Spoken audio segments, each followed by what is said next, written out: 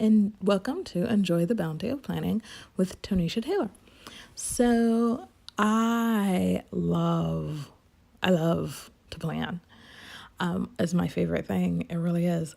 When I was in school, I used to get all of my supplies, my pens and my syllabi, my rulers and my notebooks and my stickers and all that fun stuff. And I would lay out all of my plans for the semester. And I really enjoyed it. I still really enjoy planning, obviously. So this video today is all about setting up a future log for the semester and then also using the syllabus and the pens and the stickers and everything, looking at planning for the first 2 weeks of school, as well as, like I said, the semester as a whole. So I'm gonna stop here and we're gonna go into the planning part.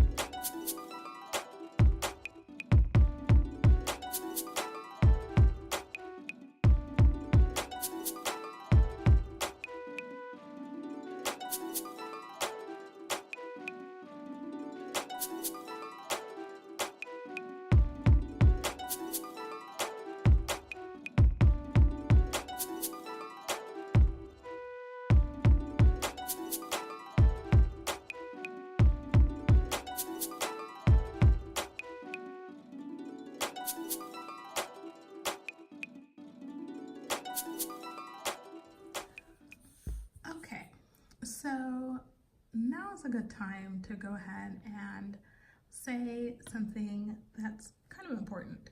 So I laid this out in 4 quadrants the way that if I was a student, I would do it. So this example again is for week 1 of the semester. And so we're looking at the days of the week across the top, and then down the side here I've written some things that I would sort of how I would section out these boxes. So I would have one with my appointments where I'll list anything that's got a time attached to it, so like my class times, things like that.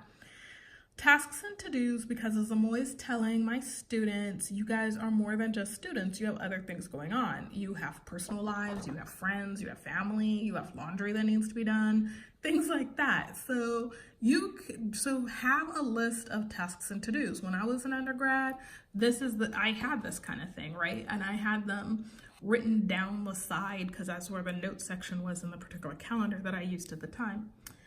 Then I would list out my projects, which would be any major projects that are due in my classes.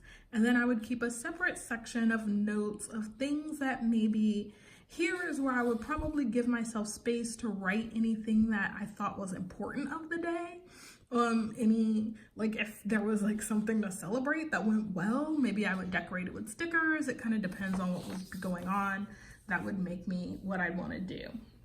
Okay, across the top is actually where I'm gonna write in that this is, and I'm just gonna use my my Tombow, but I'm gonna use the not the brush end, but the sort of the tip end. I don't know what to call it. I'm going to use that end of the marker just to write that this is week 1. Okay. And that week 1 is going to go from January 14th until the 20th of 2019. Now, if I was doing this inside my bullet journal, this is exactly how I would lay this out. And then for week 2, I would do the same thing. I would just write here that this is week 2, and it is going from January 21st until the 27th of 2019. Okay, now I might also have my habit tracker along the side of the page, or I might have some other information on the page, but since I'm doing this just on a regular piece of 8 by 11 paper, this is sort of to get the columns even and not have them be too small. This it just fits sort of the days of the week. And again, I would just write down the side my appointments, my to-dos, my projects, if I could only spell, and then my notes for me to have some note space. So I have my week now, my 2 weeks, and I have my my future log that I've already written out. So I'm going to use my future log to guide me along with my syllabus for my class, to guide me through what I need to do. So on here we see that, if we can focus, there we go, we see that there is a position paper and a presentation in that week 2. All right, so that means that if it's due in week 2, at the top of week 2, I need to take some time to actually get it done sometime before it's actually due, right? Because remember, on our future log, what we wrote is when things are due. We didn't write down anything about how we were going to get there. So our weekly layout is the map of how we are going to get there. So you're gonna go ahead, open up your syllabus, and you're gonna go to, luckily for you, I am the kind of professor that likes to give at least some direction. So one of the things that I would actually look at is, actually before I do that, I would go to week 2, because again, that's when the assignment is actually due. I'm gonna get my blue pen because that's what we assigned to this course, and I'm gonna go ahead and put in maybe just right about here, because this class actually happens at 3:30. But what I would really do, honestly, is I would look at e-courses. And if you look at e-courses, you're going to see that this assignment is due at 5 p.m. So I'm just going to write 5p, and then I'm going to write position paper. Okay, at least I think that's what time it's due. So let's just, for argument's sake, say that that's when it's due. It's due at 5, right? Now, one of the things that you're probably going to quickly think about is, if you remember on the syllabus, on the first page, when we said that it's really important to read the first page of your syllabus to know when and where your class meets, right? Now, what do we notice when we look at the first page of the syllabus? We notice that our class day and time is actually Monday. This class happens on Monday and Wednesday, but we have the position paper is always due on the Tuesday. Now, the first week of school, I would explain that the position paper is always due in the day before the presentation, and the two assignments go together. So you're actually writing a position paper and then you're presenting that paper the next class period. So you have to turn it in on Tuesday so that I have an opportunity to read it and grade it ahead of the presentation that happens the following day. So if your position paper is due at 5, your class is actually at 3:30. So you're just gonna go ahead and write in your class so that you know that it happens here. Let's go ahead and actually give that a little box that it should have.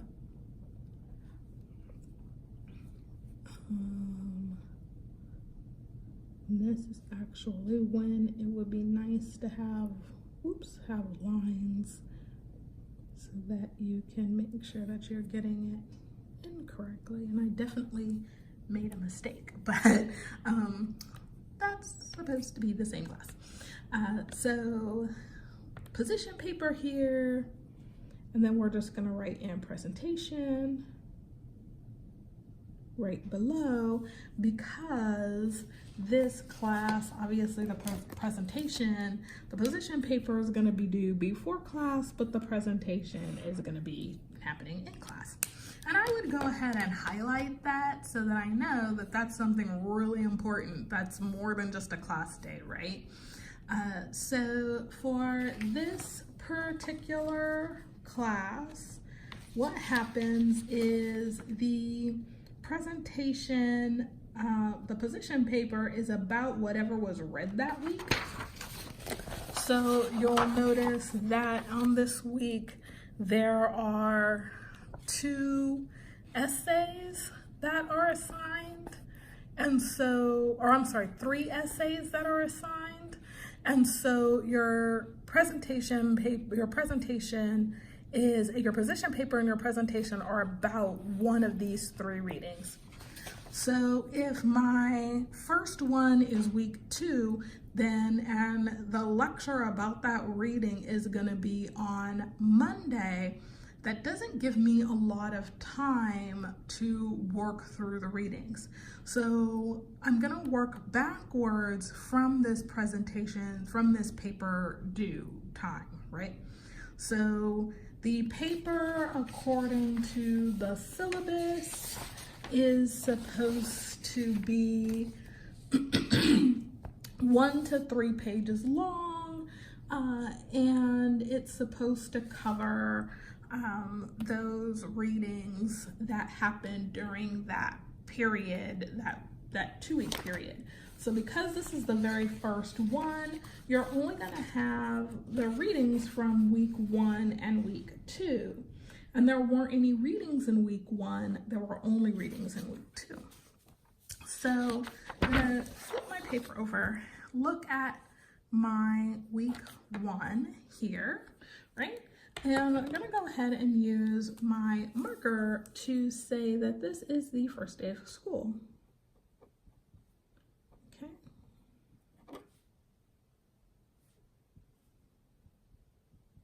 I'm going to make a little happy face because I actually love the first day of school. All right, so that's the first day of school. So I'm going to write in that on my bullet journal that at 3:30 I have this class. Oops. And then on a Monday, also same thing, at 3:30 I have a class. Okay, and because we're using the example of senior capstone as well, we'll go ahead and write in that we have that class. That class is actually at 2. So we'll go ahead and just write that in as well. That class is also a Monday, Wednesday class. So one of the things that doing this sort of thing does for us as well is it allows us to see that, you know, from 2 to 5, we've got something to do and someplace to be, right? Our day is already pretty full and we've only got 2 classes, right? So maybe you're the kind of student that likes to spread their classes out so that you have maybe 2 classes Monday, Wednesday, and then you have 2 more classes Tuesday, Thursday. Maybe you're the kind of person that likes to do all of their classes in 2 days so that all of your classes are happening Monday, Wednesday, or all of your classes are happening Tuesday, Thursday. Or maybe you're a 3-day-a-week person, so all of your classes are happening Monday, Wednesday, Friday.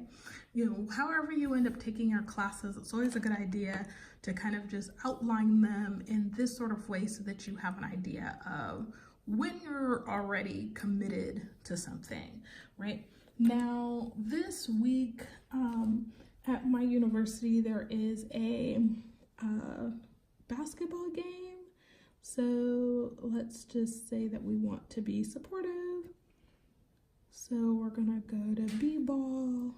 We're gonna say that, you know, we want to go to both the men's and the women's game. So we're gonna go ahead and write those in for 3 p.m. for the women's game and 5 p.m. for the men's game, right? And then on Sunday, maybe we don't have anything yet. We're gonna kind of figure that out.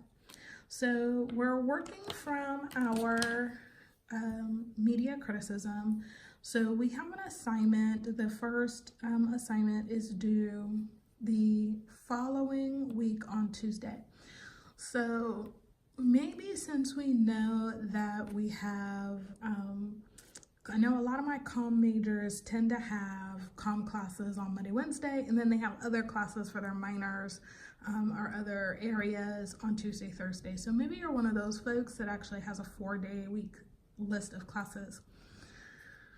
Maybe you need to work on Fridays, or maybe Friday, Saturday, Sunday are your days when you can really concentrate on your studies, or what have you. So maybe you decide that, okay, I'm gonna be really ambitious and I'm going to do the first paper, which means you would have only had 1 week of instruction before you try to do the very first position paper. It also means, remember on my syllabus, I said I'm in the office to meet with my students on Mondays and Tuesdays.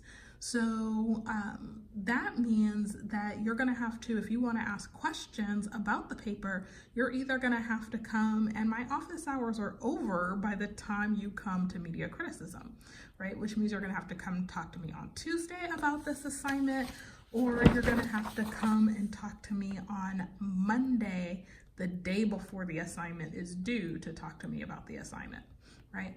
But you're a brave little person, and so you're gonna go ahead and see what you can do, because your thinking is there are 5 opportunities to finish this assignment or to complete this assignment, which means you can try it out the first week, see how it goes, get your grade back. If it works out, great. If it doesn't work out, no problem, because you know that Dr. Taylor only counts the 2 highest grades. So you'll just get rid of you'll just do 3 so that you have an extra, right? But you looked at the readings, you saw them on eCourses, and you saw that they're all about 20 pages long. You've never read anything that long in your life.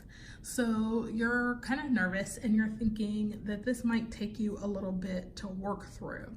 Now, anytime you see a list of readings on your schedule, you should always plan to read those before class, because your professor is going to talk about the readings in class, but it's not story time. This is an elementary school. They're not going to read the essay to you. They're going to expect you to have come into class having already read. And if you haven't read, then you're going to come to class behind. So you want to make sure that you get the reading done. So what we're gonna do is we're gonna go ahead and say that for our projects, we're gonna go ahead and write down our class here. And then we're gonna say that we want to start the reading. Now we want to give ourselves some time to get the reading done. So we want to start the reading on Friday, and then maybe we want to continue reading on Saturday. And then on Sunday, maybe we want to draft our essay.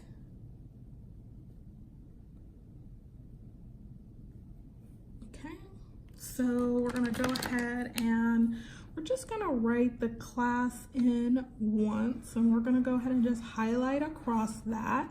So we know that everything there is gonna be for this particular class. So we're gonna start the reading, continue the reading, and then we're gonna draft our essay.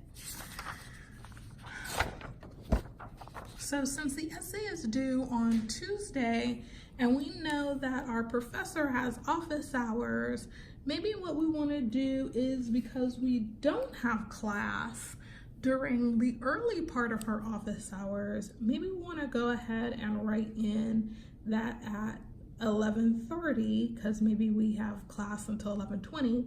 At 11:30 a.m., we want to see Dr. Taylor, right? And we know that we are going to see her to talk to her about this paper, but we don't want to come empty-handed, right? So under our to-dos, we're going to write print essay draft, right? And then under projects, we're going to write this course again.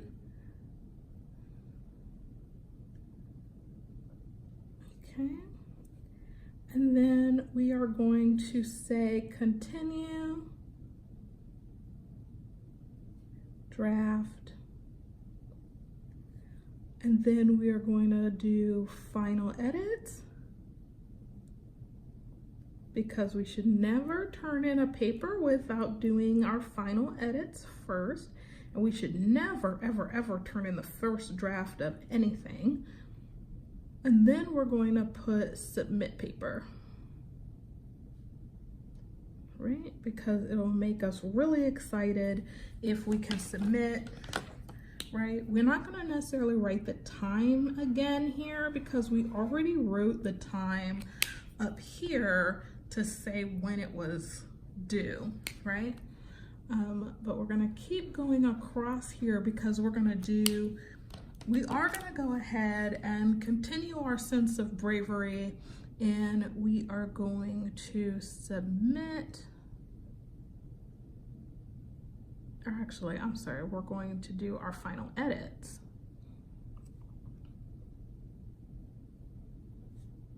On our presentation in the morning, and then we are going to present.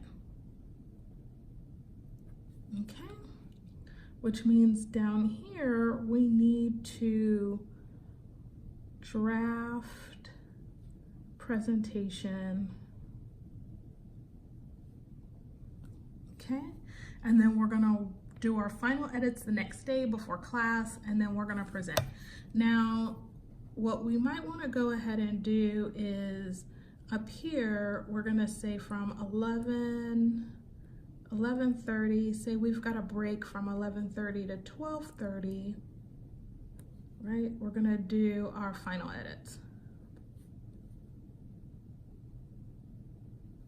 right? And then our to-dos that day are maybe going to be to print presentation notes.